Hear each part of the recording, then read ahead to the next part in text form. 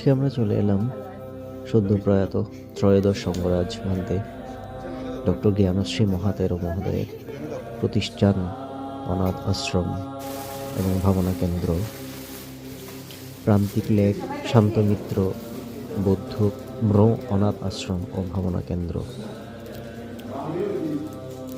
এখানে বর্তমানে প্রায় 55 জন অনাথ এবং খুবই হতদরিদ্র পাহাড়ি জনপদের ছেলেরা আছে।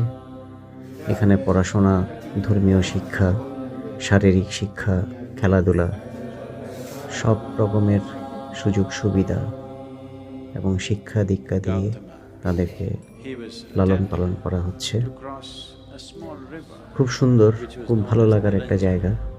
আশা করি যারাই যাবেন যথেষ্ট পরিমাণ ভালো লাগা কাজ করবে। জীবন কী জিনিস সেটা উপলব্ধি করা যাবে এখানে গেলে। আমারও বেশ ভালো লেগেছে, বিশেষ করে বাচ্চাদের হাসি মুখ, বাচ্চাদের চাহনি, বাচ্চাদের ভবিষ্যতের বেড়ে ওঠার আকাঙ্ক্ষা, এই ব্যাপারগুলো সত্যি খুব মন ছুঁয়ে যায়। তারা এখন সবাই দুপুরের আহার গ্রহণ করবে।